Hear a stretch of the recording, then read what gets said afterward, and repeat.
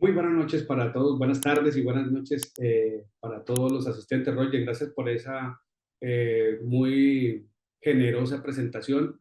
Y aquí desde Colombia envío este saludo a todos mis colegas en Latinoamérica y a quienes tienen la posibilidad de asistir a este importante seminario.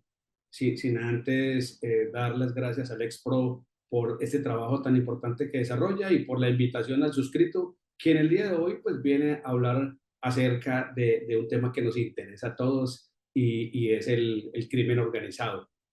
Sin más preámbulo, si usted me permite, entonces comparto pantalla y damos inicio.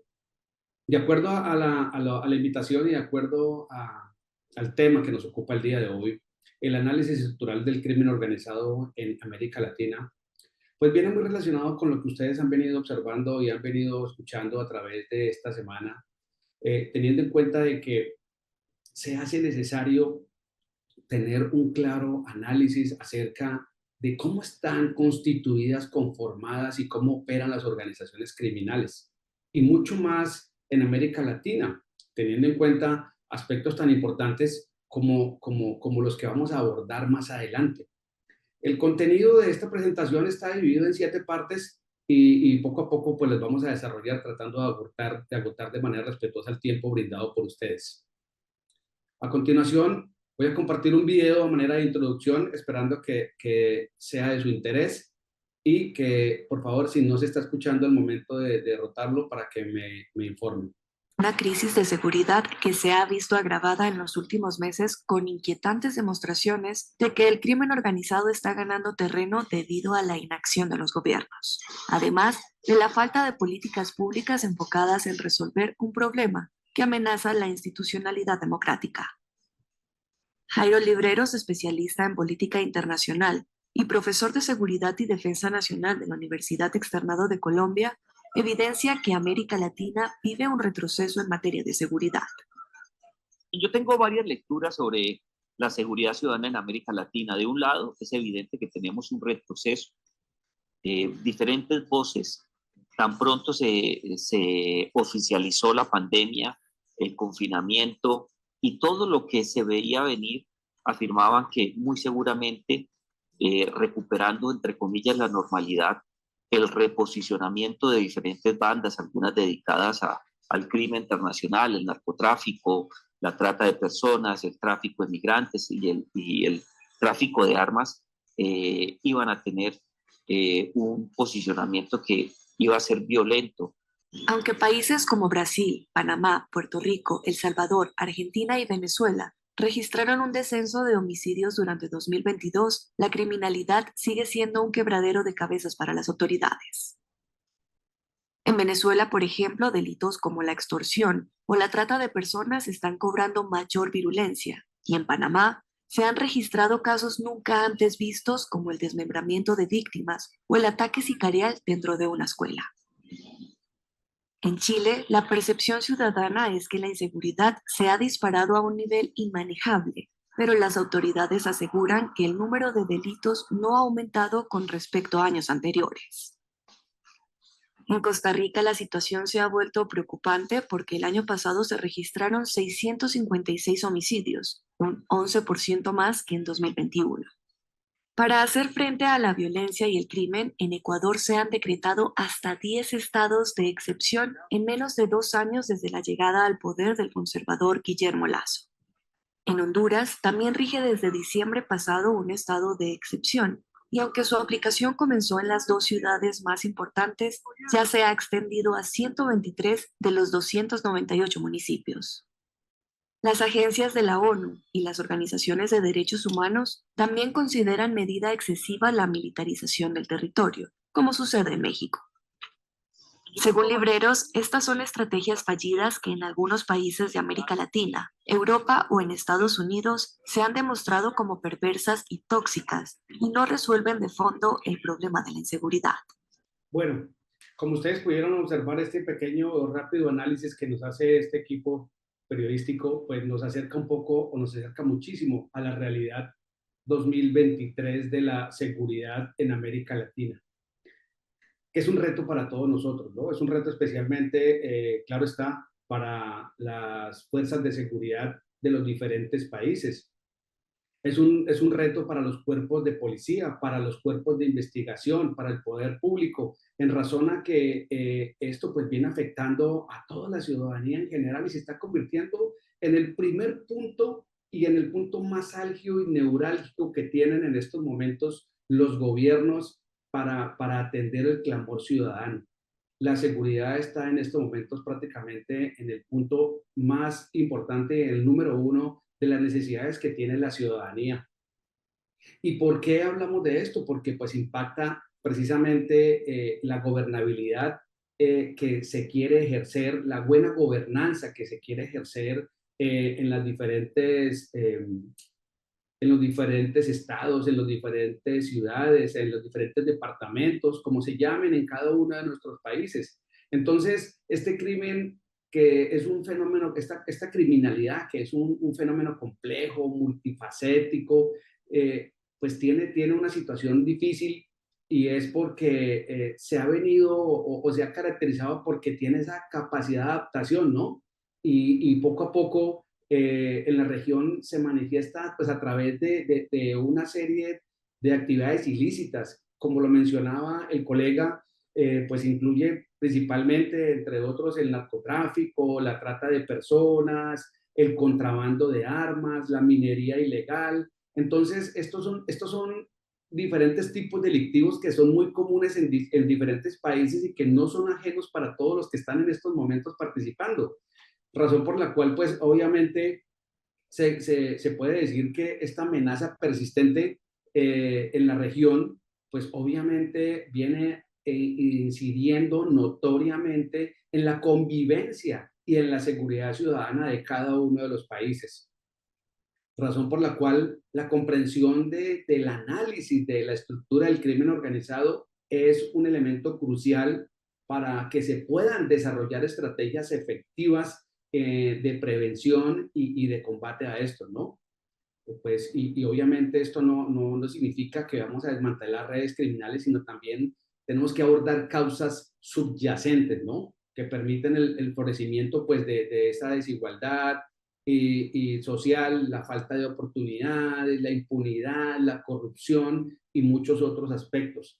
Entonces, es ahí cuando los especialistas en seguridad en general tenemos que tener esa posibilidad de brindar esa oportuna, debida y clara asesoría a los gobiernos para que se pueda desarrollar de mejor manera pues esta seguridad ciudadana, ¿no? La seguridad ciudadana, recuerden ustedes que no es un asunto meramente de la policía, hay un malentendimiento en muchos aspectos que pues ahorita no nos da el tiempo para extendernos en ese sentido, pero recuerden ustedes de que venimos en un momento en el que incluso se vienen confundiendo algunos términos. Ustedes saben que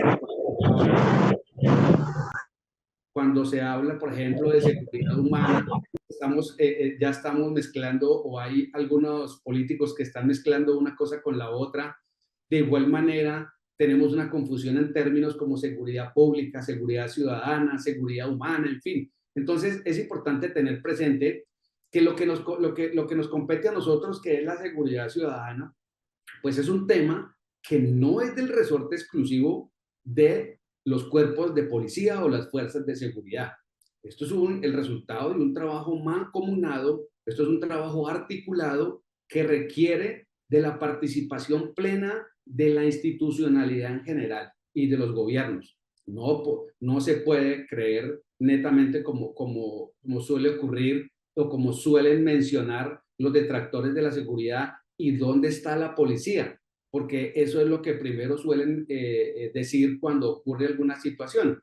Pero precisamente hablando de esas causas subyacentes es donde viene la complejidad del asunto, porque no nos detenemos a pensar que es que la causalidad del asunto, del delito, la causalidad del crimen, y es esto lo que hace más complejo precisamente esas actividades de prevención de índole policivo, ¿no? Y que muchas veces terminan siendo actividades de reacción en razón a que la complejidad del asunto hace difícil trabajar o manejar lo que tiene que ver con la prevención, que es el aspecto vital de las fuerzas de seguridad, ¿no? Especialmente de la policía. Hay también que entender en asuntos de policía, ¿cuál es la función de la policía? Y si ya hay complejidades que llevan o situaciones que llevan a la reactividad o a la reacción, pues es donde entramos ya a jugar otro aspecto de índole criminológico y ya de investigación, y es la participación de muchos de ustedes hoy en día, quienes tienen la necesidad o la obligación, el deber o su trabajo es esclarecer estos crímenes que se vienen presentando. Pero para eso ustedes necesitan, tienen la necesidad de conocer en sí cuál es, qué es ese aspecto que usted está trabajando, ese fenómeno criminal. ¿Es un simple crimen o se trata de un fenómeno criminal? Hoy estamos conociendo diferentes tipos penales que no se veían antes. Tristemente, Colombia es un exportador del crimen en algunos aspectos y tengo que decirlo de esa manera porque pues hay quejas de otros colegas en otras latitudes que nos consultan acerca de qué es lo que está pasando, cómo es lo que nosotros le llamamos aquí a un aspecto como el fleteo, cómo pudo llegar a otras latitudes y cómo se desarrolla. El famoso gota a gota o el microcrédito, el micropréstamo y sucesivamente muchas actividades que hoy en día se han internacionalizado lamentablemente y que están llegando a irrumpir en la tranquilidad de otras naciones. Y no podemos dejar atrás situaciones como, por ejemplo, lo que viene ocurriendo en Venezuela, que desde Venezuela nació y surgió el famoso y conocido tristemente Tren de Aragua, que ha llegado a otras latitudes. Entonces, entender estos aspectos pues va a ser clave para poder saber cómo trabajo, cómo actúo y de qué manera yo puedo atacar o puedo neutralizar o impedir o minimizar estas complejidades de índole criminal. ¿Por qué es importante el análisis estructural en la comprensión del crimen organizado? Esto obviamente cobra una relevancia importante en razón a que esta es una herramienta vital pues, para entender la complejidad del crimen organizado, ¿no? Y especialmente pues, en una región tan diversa y desafiante como es nuestra América Latina. Obviamente aquí, al desentrañar las capas de redes criminales, pues los investigadores irresponsables o los responsables de la formulación y diseño de políticas públicas, pues pueden de esta manera, con este análisis, pues identificar patrones, jerarquías, conexiones y una serie de aspectos que de otro modo pues permanecerían ocultos, ¿no? Ese es un punto clave que nos ayuda a saber esto. Y lógicamente pensar en que teniendo en cuenta la internacionalización o la globalización del crimen, pues están haciendo de que nosotros una de las primeras cosas que podemos saber es que si algún aspecto, algún tipo penal, eh, algún crimen que se ha cometido en mi jurisdicción ya se había presentado en otros países, pues obviamente yo ya entenderé mucho más rápido hacia dónde me voy a enfocar y en dónde voy a mirar cómo operó, cómo se desarrolló o cómo fue el nacimiento, el surgimiento y el desarrollo de ese crimen en otra latitud y yo puedo hacer esas consultas a mis colegas en otras partes y lo que yo mismo en el seguimiento que he venido haciendo pues he logrado aprender y entender, me va a facilitar mucho más la comprensión y el manejo en mi jurisdicción, en mi lugar y en nuestra ciudad, en nuestra región. Hay que tener en cuenta que al poder lograr esto, pues nos va a facilitar mucho. Sin embargo, tengamos en cuenta que en un país como Colombia, que es tan complejo y que tiene, digamos que es un país subgéneris en criminalidad, en delincuencia, pues nosotros aquí experimentamos pues diferentes tipos de crimen que se encuentran arraigados tanto en la zona urbana como en la zona rural. Sin embargo, dadas las circunstancias y digamos los golpes que se han asestado al crimen, pues ya han sido mayor los grupos criminales que han migrado hacia las ciudades que los que permanecen en las áreas rurales. Nosotros tenemos aquí una característica importante y es las guerrillas que generalmente se ubican en zonas selváticas y en algunas partes rurales en donde, pues si bien es cierto, es difícil acceso y ubicación, pues también es cierto que en el pasado, gracias a las operaciones estratégicas y en la búsqueda de objetivos de alto valor, pues aquí tocó en algún momento, digamos que la fuerza pública les tocó empezar a emplear dinámicas diferentes en compañía de las fuerzas militares para poder, digamos que, atacar a esos fenómenos criminales empleando, por ejemplo, los denominados bombardeos. Esos bombardeos a los campamentos, pues eso es un tema muy importante, muy delicado, de muy fina costura para poder evitar daños colaterales y demás, pero que finalmente la gran mayoría de este tipo de operaciones permitió pues que tuviesen éxito, la fuerza pública tuviese éxito en contra de la criminalidad y entonces los que hicieron ese relevo generacional, los que nuevamente empezaron a retomar estas mismas características del crimen, pues decidieron hacerlo ya más cerca o ya dentro de los centros poblados, dentro de los centros urbanos, y esto pues hace que de alguna manera sea un poco más complejo, un poco más difícil la persecución de estos delincuentes. Sin embargo, pues ahí viene ya la sagacidad de los investigadores y el empleo de muchas herramientas a través de análisis que les va a permitir pues poder identificar cuáles son esos puntos vulnerables que facilitan que se pueda llegar.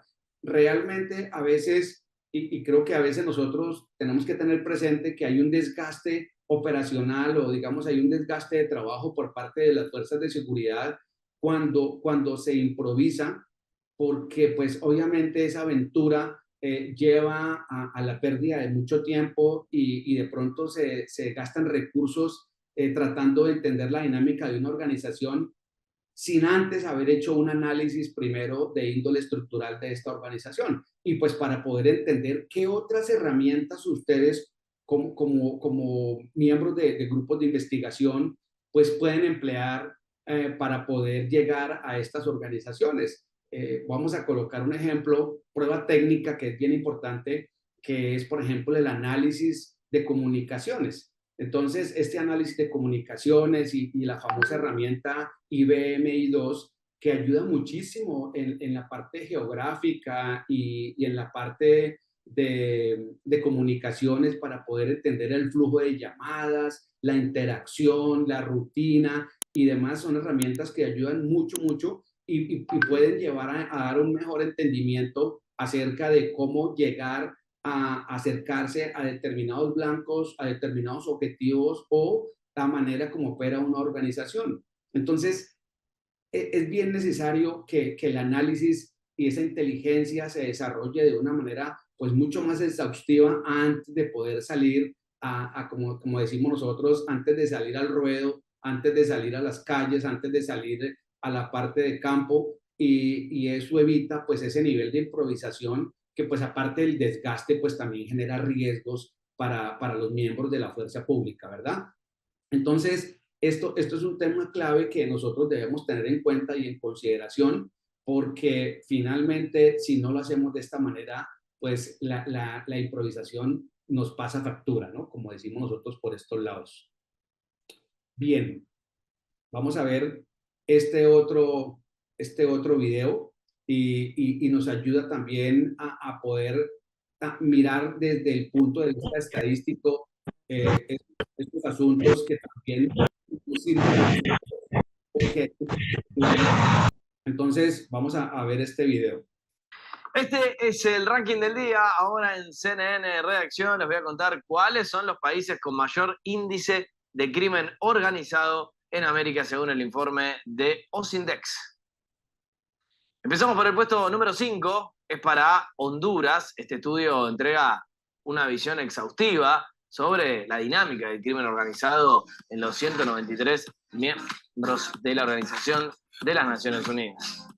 El puesto número 4 para Ecuador. Entre otros aspectos, el estudio tiene en cuenta los mercados criminales y los actores criminales. Eso puede incluir los sistemas políticos, económicos y sociales asociados al delito.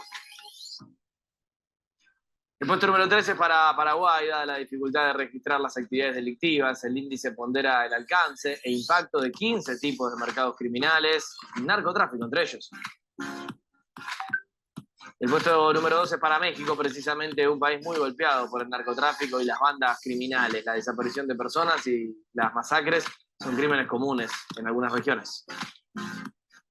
El puesto número 1 es para Colombia, aunque ha avanzado en su proceso de paz interna, todavía padece las consecuencias de más de 50 años de guerra y la presencia de poderosos cárteles de la droga. Como les venía diciendo, y pues tristemente tengo que decir, y lamentablemente tengo que decir que mi país pues ocupa un puesto no honroso dentro de esta situación del índice de criminalidad y de crimen organizado, y estamos hablando del 2023, como ustedes lo pueden observar, ¿no? Esto es data reciente que nos lleva a mostrar cómo las diferentes... los diferentes datos muestran, digamos, la fuerza que tiene el crimen en la latitud, en todo el mundo, perdón, y adicionalmente a eso, pues que aquí mirando el mapa de Latinoamérica, pues estamos reconocidos con México como unos países que tienen unas cifras exorbitantes y que lo que les venía diciendo a ustedes desde el comienzo, somos países que ya estamos exportando crimen y que el crimen transnacional definitivamente ya tiene claro que puede atravesar fronteras y les conviene atravesar fronteras dadas las capacidades que tienen ellos y, y en muchas ocasiones hay algo importante de todo esto y es las incapacidades o las dificultades que tenemos los gobiernos y la fuerza pública para atender esto, ¿no? Nosotros estamos un poco concentrados en trabajar el crimen local, pero a veces no miramos el contexto y en ese contexto nos damos cuenta de que el crimen, tal vez lo que nosotros estamos viviendo en nuestra ciudad, en nuestro lugar geográfico, tal vez ese crimen procede de otras latitudes, tal vez viene de otras partes y hay la necesidad de comprender, de tener ese conocimiento pues acerca de la procedencia del crimen, ¿no?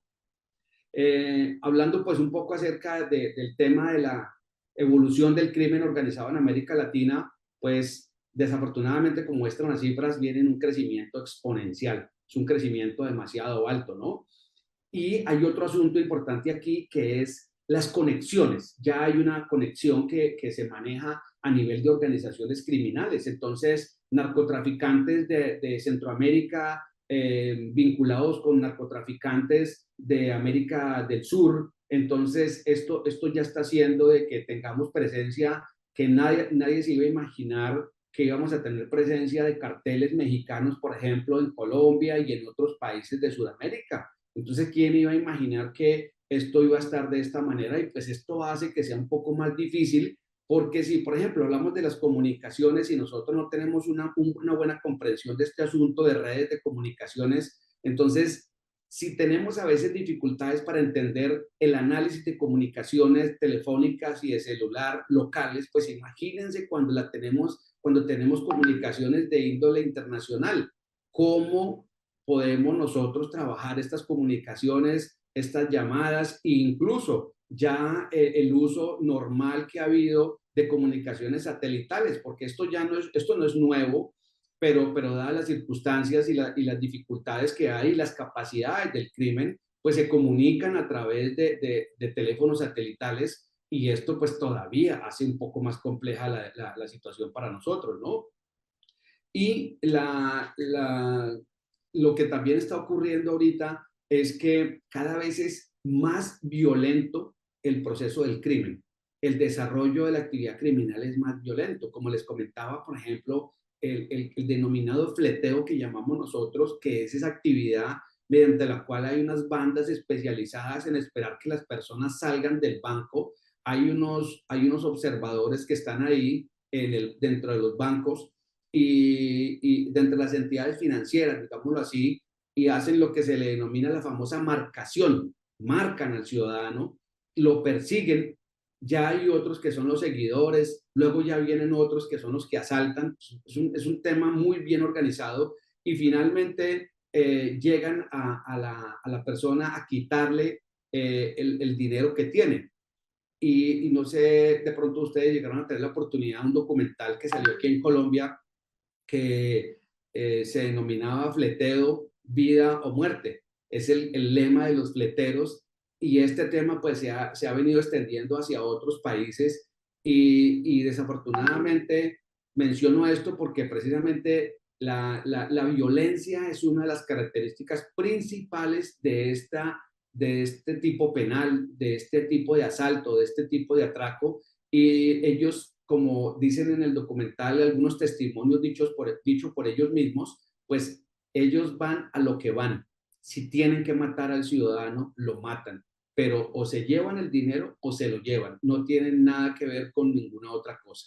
Entonces, eso es un tema clave e importante que es necesario tener muy presente. ¿Por qué? Porque también dependiendo de eso, pues también nosotros tenemos que ver que cuando las fuerzas de seguridad, los grupos de investigación se encuentran detrás de bandas como estas, pues deben tener presente al momento de judicialización, al momento de persecución y al momento ya sea de intentar capturar o lo que sea, pues obviamente vamos a encontrar una dificultad que no vamos a encontrar con otros criminales, como por ejemplo los estafadores, ¿no? Ellos se caracterizan por tener una forma de operar muy distinta y opera igual en cualquier parte de América Latina, ¿no?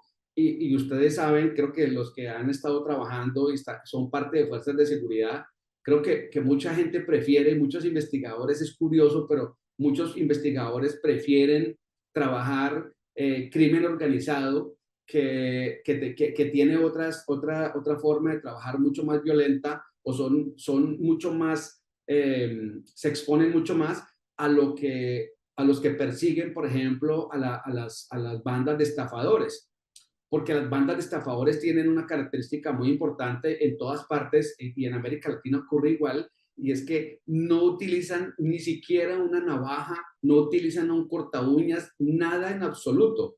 El arma de ellos es el engaño y en el engaño logran que quitarle las pertenencias, quitarle el dinero, quitarle lo que quieran a la persona y al momento de judicializarlo, pues se encuentran con la sorpresa que cuando llegan ante el juez, esta gente ya tiene abogados y al estar presente le van a preguntar, oiga, el abogado le va a preguntar, ¿mi cliente en algún momento lo amenazó a usted? ¿Le metió las manos al bolsillo? ¿A usted en algún momento lo amenazaron de muerte? ¿Le colocaron un arma en el cuello?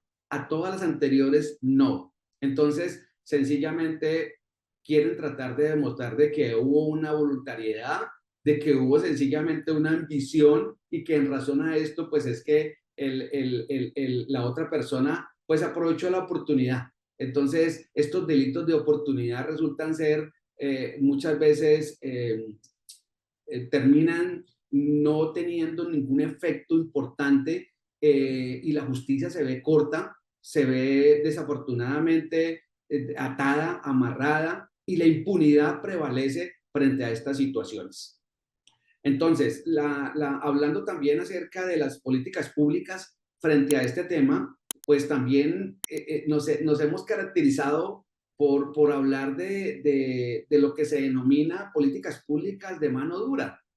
Pero finalmente esto viene con un componente político que ocurre, que se presenta en muchos países, pero incluso independientemente de gobiernos de izquierda, derecha, pues se habla de mano dura, pero termina siendo unas políticas públicas pues realmente muy populares para la opinión pública y la gente aplaude y eso, pero la efectividad de estas políticas públicas pues está puesta en duda, ¿no? La efectividad de las mismas no termina siendo la mejor y terminan siendo golpes de momento y golpes que terminan simplemente resultando interesantes para la foto, para dar un alivio momentáneo, temporal al ciudadano, para alimentar el ego de las fuerzas y el ego de los gobiernos locales, pero no termina siendo efectivo, no se impacta de manera eficiente el fenómeno criminal. En razón a esto, pues es que aquí es donde estamos hablando de este tema, es porque precisamente si las las políticas públicas contra el crimen organizado hubiesen sido más efectivas, pues nosotros no estaríamos hoy en día reunidos, ¿no? Creo que el incremento de la criminalidad está mostrando de que hace falta trabajar mucho más en temas de políticas públicas. Entonces, necesitamos ser mucho más analíticos, ser mucho más cuidadosos, mucho más juiciosos para poder establecer ese conocimiento estructural del crimen y poder desarrollar esas políticas públicas que le permitan, lógicamente, a las fuerzas de seguridad, a las fuerzas de investigación, a las fiscalías, poder desarrollar su trabajo de mejor manera. Pero también hay que recordar que hay un aspecto que a veces se olvida en el ámbito policivo, ¿no? Y es que estamos dejando que la policía uniformada, la policía que llamamos en algunos países de proximidad, en otros lados la policía de cercanías, bueno, en fin, una cantidad de cosas que tiene que ver con la prevención. Estamos dejando solamente en manos de la policía eso y creemos que la sola presencia del policía es disuasiva y se encarga de solucionar problemas, y eso es una equivocación grave en seguridad. Los mismos cuerpos de policía deben tener presentes de que hay también inteligencia policiva, inteligencia criminal que debe ayudar a comprender el fenómeno criminal, y estos análisis deben ayudar a que podamos direccionar los esfuerzos de policía en beneficio de la ciudadanía. Entonces, esto es un error que se comete en el ámbito político por parte de muchos gobernantes que no entienden qué es la seguridad ciudadana realmente y confían en que simplemente parar un policía uniformado en una esquina es todo lo que se necesita. O que sencillamente, perdónenme, esto ni me ha faltado, no lo vayan a tomar mal los analistas porque también lo soy, simplemente creer que un mapa de calor, eso es suficiente para poder tomar medidas, y eso no es así de esa manera. La complejidad y el análisis, la complejidad del crimen amerita que el análisis estructural del mismo, como dijimos ahorita mismo, nos permita conocer de mejor manera todo, la manera como opera, la manera como ejecuta el crimen, y así mismo se tomen medidas apropiadas. Pero el solo hecho de creer que un mapa de calor va a ayudar, pues sí ayuda, pero muchas veces ayuda a que el crimen se mueva, porque tomamos medidas aquí, pero no tenemos claro que hacia dónde se va a mover. Y entonces, teniendo en cuenta eso, pues un investigador, un policía, pues le va a quedar más difícil, porque lo que estamos esforzando a que el crimen termine teniendo una acción migratoria.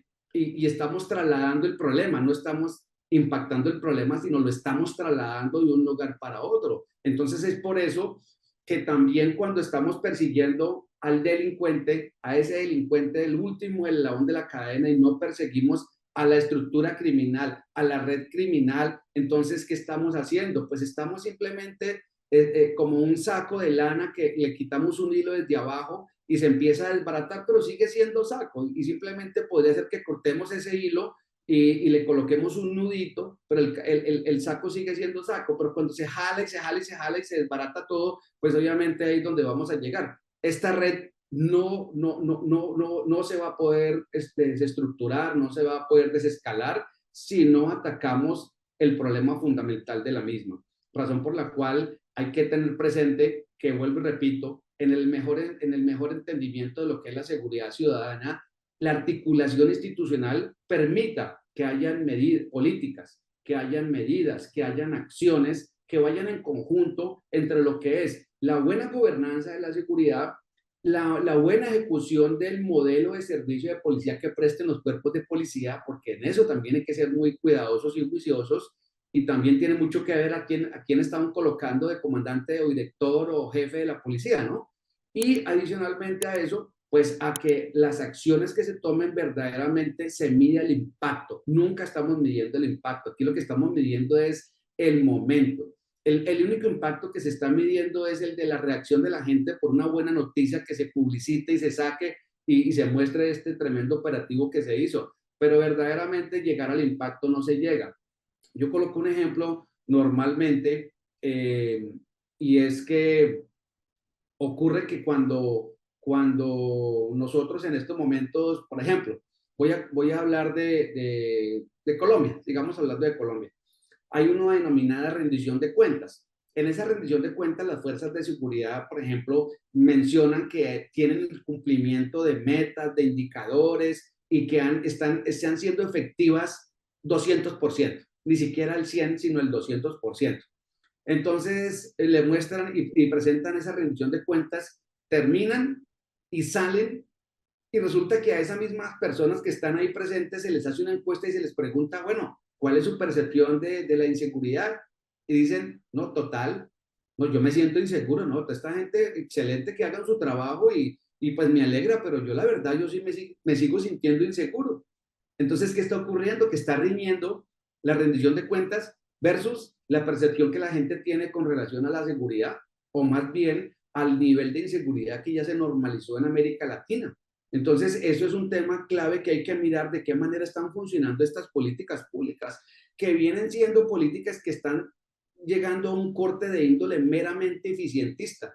Estamos hablando de que en la mayor parte de América Latina estamos hablando de simplemente de estadísticas. Nos volvimos solamente cuantitativos. Estamos hablando de números solamente, pero nadie está hablando del impacto verdaderamente en la ciudadanía. Eso es un punto clave. Entonces, para eso, pues obviamente, repito, las políticas públicas tienen que ser unas políticas encausadas precisamente en el ámbito de esta cooperación, de esta interacción institucional y de todos los actores que están participando en este asunto. Entonces, esa es, digamos que la clave de este asunto es que las políticas públicas contra la impunidad debería ser uno de los primeros aspectos que le facilitan mucho más, vuelvo y repito a todos ustedes, el trabajo y si hay gobernantes o gente representante de los gobernantes en estos momentos deberían tener en cuenta eso, ¿no? Ahora bien, pues hay que revisar pues cuáles son los factores que han venido influenciando históricamente pues estas estructuras, ¿no? Entonces, pues aquí hay mucho de qué hablar. Por todas partes vamos a encontrar muchos factores, pero entre otros, por ejemplo, históricamente podemos hablar de factores de índole étnico, ¿no? Y si se trata de eso, pues vamos a poner el primer ejemplo, que es Estados Unidos, en donde los grupos italoamericanos pues han desempeñado un papel significativo en este juego del crimen y en este asunto del crimen organizado, pues imagínense desde cuánto hace, desde el siglo XX y en el siglo XX y que pues ustedes acuérdense que todo empezó de alguna manera empezó con temas como el licor, ¿no? El tema del cigarrillo y ya poco a poco pues la cosa fue migrando hasta cuando entró en juego ya lo que fueron las sustancias como la marihuana y posteriormente entonces la cocaína y sucesivamente hasta lo que hoy ya nosotros estamos encontrando asuntos como el fentanilo, que cada vez es más pequeña la porción y es más grande el daño tanto a nivel del cerebro, de la salud de la persona. Entonces, pues esto hace que sea mucho más difícil para nosotros, ¿no? Y adicionalmente, pues hablando de italoamericanos, como ocurrió ahí en Estados Unidos, entonces después vinieron afroamericanos, hispanos, asiáticos, rusos, familias, grupos, clanes que se caracterizaron porque tienen ese carácter étnico y cultural de alguna región, ¿no? Y pues obviamente encontraron esa oportunidad y desempeñaron papeles importantes o han venido desempeñando papeles importantes en esto, ¿no? Esta evolución y adaptación del crimen organizado pues ha demostrado una capacidad muy, muy alta para adaptarse a las circunstancias cambiantes. Entonces, pues en la medida en que la sociedad pues se ha desarrollado, pues el crimen organizado se ha adaptado con estructuras mucho más sofisticadas y en muchos casos asemejándose a lo que es una empresa. Entonces, esto es un tema clave, ¿no? Porque cuando hablamos de empresa, entonces ya estamos hablando de que se habla de la conocida economía criminal o de la economía del crimen, que viene siendo manejada de esta manera, razón por la cual pues hace todavía muy, muy importante la manera como desarrollan su trabajo y también hace que sea mucho más difícil la persecución en el tema de finanzas, que en eso tenemos que aprender demasiado todavía en cómo se mueven estas finanzas, cómo la participación de gente muy buena en estos asuntos de números podría ayudar a entender el entramado, especialmente de la corrupción, ¿no? Entonces, esto es importante para todos nosotros. En conclusión, los factores, pues obviamente históricos, han jugado un papel crucial en la formación y evolución del crimen organizado en América Latina. Entonces, comprender todos estos factores pues proporciona una visión mucho más valiosa pues para abordar el problema del crimen organizado de futuro. Conozcamos el histórico, entendamos el presente y tratemos de descifrar un poco lo que sería el futuro, ¿verdad? Entonces, en ese orden de ideas, pues obviamente nosotros vamos a tener pues una visión mucho más holística de la que manejamos. Ya prácticamente pues para ir buscando el cierre, pues vamos a mencionar, por ejemplo, organizaciones criminales que quise aquí mencionar, como por ejemplo en América Latina, por ejemplo, el Ejército de Liberación Nacional, que si bien es cierto no se ha expandido a muchas latitudes, tiene una presencia importantísima en Venezuela. Y en Colombia es uno de los grupos con los que, por ejemplo, actualmente se está procurando un proceso de paz con esta gente, pero esta es una organización muy fuerte que a pesar de tener muchos menos miembros, porque pues se habla de aproximadamente 5.000 hombres en armas, pues termina siendo una organización que es muy disciplinada, muy jerarquizada, muy fuerte y que ha propinado pues golpes, sendos golpes en Colombia tanto al Estado como a la fuerza pública. Entonces es importante conocer y entender cómo esta gente funciona, este ELN, y pues por ende nos lleva a recapitular la manera como estamos persiguiendo a una organización como esto, ¿no? También hablamos, por ejemplo, del Comando Vermelho en Brasil, o también podríamos hablar por ejemplo, el Shower Post en Jamaica, las Maras Salvatruchas en Centroamérica, la Orden Templaria de México, y pues también existen nombres como el Cartel del Sinaloa en México o el Clan del Golfo, sucesivamente. Todas estas organizaciones no pueden ser ajenas para un investigador, no pueden ser ajenas para un gobierno, no pueden ser ajenas para los actores de la seguridad ciudadana, porque entonces cuando nos demos cuenta, como pasó con el Tren de Aragua, se nos metió a todos a la cocina, no nos dimos cuenta y ya estábamos mirando de qué manera es que ahí sí preguntándole a los otros compañeros y colegas en Latinoamérica cómo funcionaban para poder tomar decisiones. Entonces, creo que esto es un punto clave y nosotros no lo podemos perder de vista. También tenemos que tener en presente de que este análisis de la estructura interna y la jerarquía de las organizaciones, pues hay que comprenderlo de una mejor manera porque nos permite conocer, por ejemplo, la fragmentación, las conexiones, el alcance, en fin, todos los aspectos claves de lo que tiene que ver con una empresa criminal, de una organización criminal, y esto pues nos ayuda pues a poder tomar mejores decisiones, ¿no? Los desafíos pues que tenemos hoy en día para poder enfrentar tanto los gobiernos como la sociedad civil, como la fuerza pública, pues son altos. Entonces, hay desafíos sociales, económicos y políticos y pues hay cosas importantes que tienen que hacer los gobiernos para ayudar a que nosotros tengamos pues menos criminalidad, tengamos menos trabajo, menos dificultades para enfrentar el crimen que estamos enfrentando en nuestras jurisdicciones, en nuestras localidades. Entonces, pues esto no es un problema y a veces estamos nosotros también en la policía asumiendo la responsabilidad completa y echándonos en una carga encima, cargando un piano al hombro, que es un piano muy pesado, pero que si viene cargado con las políticas públicas, con gobiernos, pues va a ser mucho mejor, ¿no?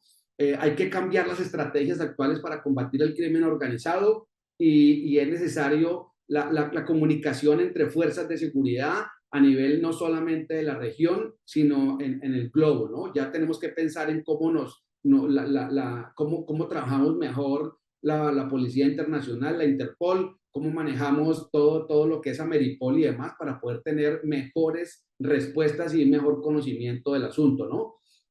Y pues obviamente hay ejemplos de cómo se ha podido en algún momento trabajar bien eficientemente en contra del crimen. Aquí tenemos que reconocerle, no todo es malo en el crimen de exportación que tenemos acá en Colombia, sino que también hay muestras de que se ha podido hacer un trabajo muy eficiente, muy efectivo y pues muy especial en contra de muchas organizaciones. Aquí digamos que hay muestras de que se han golpeado de manera eficiente tanto carteles de la droga, narcotraficantes, guerrilleros, organizaciones subversivas, pero obviamente está faltando, ¿no? Nos queda faltando, siempre nos queda faltando para el peso, nos falta un centavito y ese centavito pues necesitamos hoy en día ya no podemos trabajarlo solo, necesitamos trabajar mancomunadamente y eso nos va a permitir seguramente pues poder fortalecer las estrategias, fortalecer los mecanismos, fortalecer las herramientas, pero todos nosotros tenemos una responsabilidad de conocer mejor el crimen.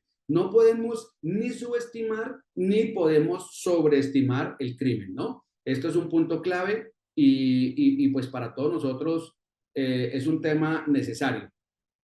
Bueno, ya hablamos de esto, de los diferentes actores criminales.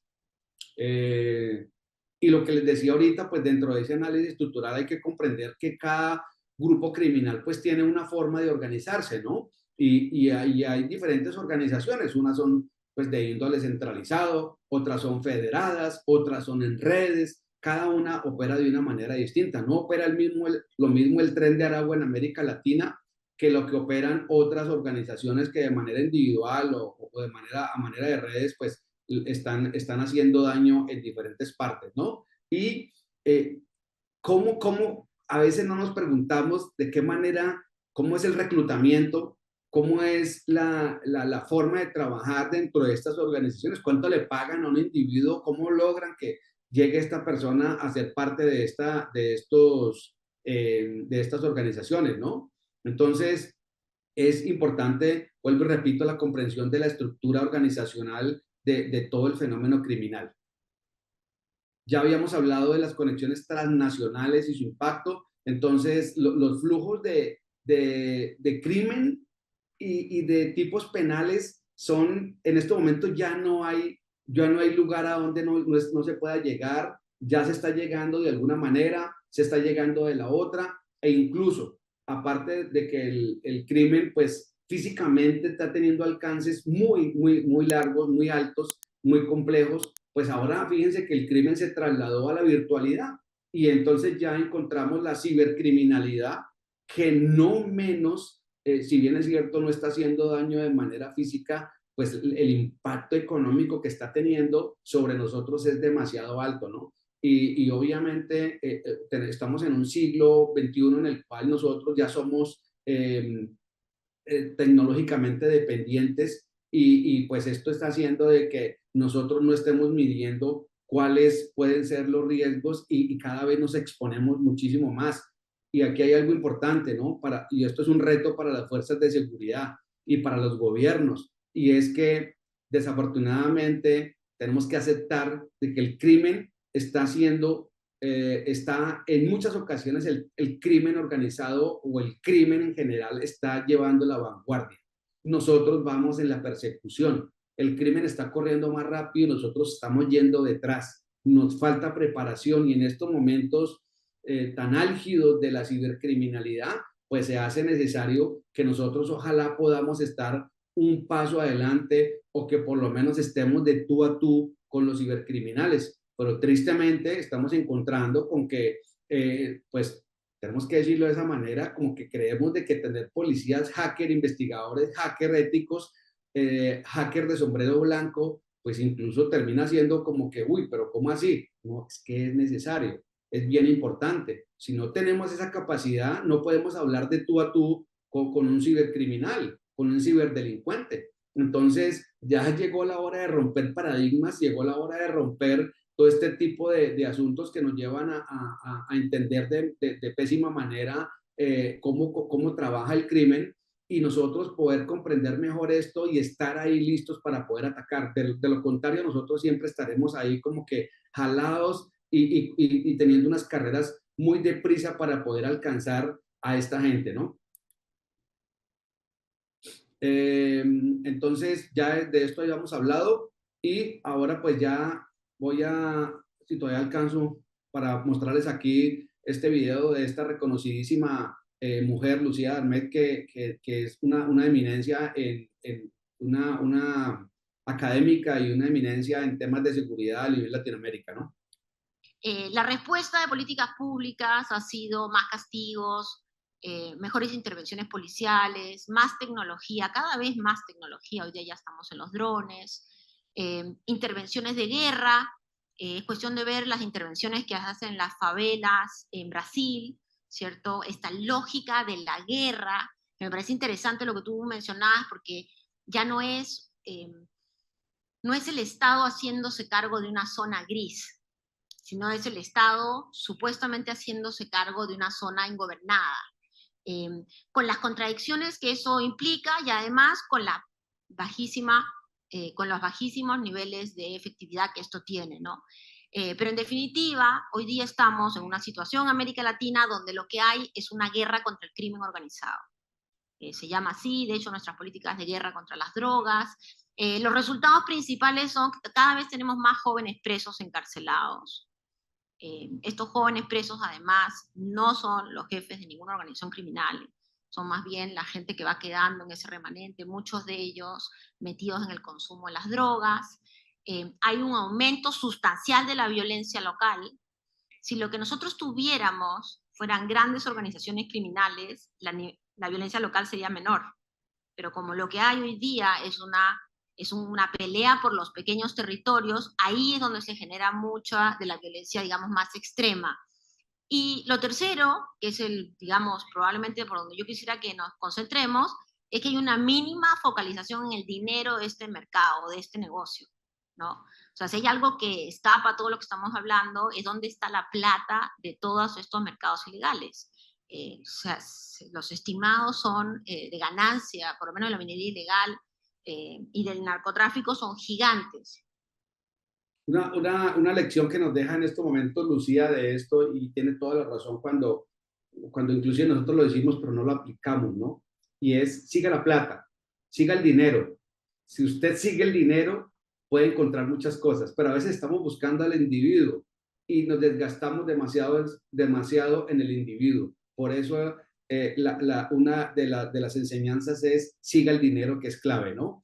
Y bueno, de esto también ya hablamos un poco, que es Colombia con altos índices de criminalidad y cómo los criminales, a pesar de la pandemia y otras cosas, se adaptaron.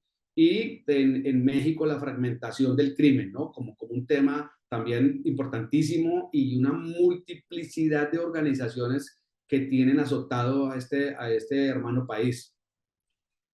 Y bueno, pues ahora ya, para cerrar, ahora sí definitivamente, pues yo creo que ya tenemos claro muchos aspectos, pero finalmente creo que las reflexiones que dejamos nosotros aquí es que el crimen organizado es un problema complejo y multifacético. Pues yo que pues si bien es cierto hemos aprendido mucho, todavía hay mucho que no entendemos. Yo creo que este es un tema clave y necesitamos que la investigación para entender completamente la naturaleza del crimen organizado y cómo combatirlo eficazmente. Eso es una tarea de todos y necesita la participación de todos también, ¿no? Y pues esto también es un llamado a la acción y instar a los organismos y a las instituciones de cada país a que intensifiquen los esfuerzos de investigación, que fortalezcan sus capacidades de investigación, que apoyen a sus investigadores, que apoyen a sus grupos de inteligencia en lo que tiene que ver con el combate al crimen organizado. Como decía Lucía, esto es una guerra y este combate que se libra contra esta gente, pues es importante, pero nosotros, si simplemente lo tratamos como un crimen menor, pues no nos va a ir bien. Y mi reflexión final es que solo a través de la comprensión profunda y matizada de este problema podremos desarrollar estrategias efectivas para combatir el crimen organizado. Quedo a su disposición por si alguien tiene alguna pregunta, si alguien requiere que resuelva alguna duda, y agradezco de nuevo a ustedes la oportunidad que me brindaron de compartir con ustedes estos asuntos, y más que cualquier cosa, unas reflexiones acerca de cómo estamos nosotros todavía en deuda con el asunto del crimen organizado, y cómo es la necesidad que tenemos de trabajar mucho más en esto sin desconocer los esfuerzos de cada una de las fuerzas de seguridad. Muchas gracias. Bueno, Muy muchas buenas gracias. noches, profe. ¿Cómo está? ¿Cómo le va? José Luis, buenas noches. Muchas gracias. Primero que todo, pues agradecer por tan importante intervención que usted ha hecho. La verdad, seguimos quedando, discúlpeme el término que voy a utilizar, quedamos a medias, porque realmente quienes estamos vinculados de una o de otra manera al sector de la seguridad y defensa, pues necesitamos ampliar y fortalecer esos conocimientos tan importantes como es el el reconocimiento de la perspectiva del índice de criminalidad que va en aumento. La pregunta, doctor, es, ¿estamos perdiendo la batalla? Teniendo en cuenta que pues la delincuencia no para, el ordenamiento jurídico da libertades, da oportunidades, entonces el delincuente convierte los centros de reclusión con puertas de entrada por salida, con puertas giratorias, y todo esto pues genera una percepción de inseguridad, de intranquilidad, de temor, porque sencillamente entonces la gente ya no sale en las noches, ya la gente no acude, afecta la economía, al afectarse la economía se incrementa el índice de criminalidad. La pregunta es, ¿estamos perdiendo la batalla? Muchas gracias, profesor. Bueno, yo lo que usted ha lanzado una pregunta bien compleja y usted lo sabe. Y pues bueno, la verdad es que si hay una crisis de seguridad, no podemos no admitirla, pero yo considero que aquí uno de los aspectos principales por los cuales también estamos nosotros en esa retaguardia tan complicada que estamos viviendo, esa crisis de seguridad que estamos viviendo, yo creo que aquí uno de los aspectos más importantes que creo que viene incidiendo en esto es la falta de voluntad política. Desafortunadamente, mientras esta falta de voluntad política persista en muchos de nuestros países, dada la forma como se viene gobernando, o ni siquiera puedo decir que se venga ejerciendo gobernanza de la seguridad, sino como se está simplemente gobernando, pues yo pienso que esta falta de gobernabilidad efectiva hará que nosotros nos mantengamos en este camino que usted menciona, tristemente, que es ir perdiendo en estos momentos espacio, territorio, y que si no se actúa en función de esto, pues lo que vamos a perder es más. Yo pienso que todavía hay camino, hay oportunidad de enderezar el camino, hay oportunidad de mejorar, pero finalmente mi respuesta es, mientras que no haya voluntad política, los esfuerzos de los cuerpos de seguridad y de gente que está interesada en que esto funcione no serán suficientes, porque una sola golondrina no hace verano, profesor. Profe, muchísimas gracias, muy amable. Como le dije, mi nombre es José Luis Ramírez, soy el presidente del Comité Técnico de Armamento y Tiro.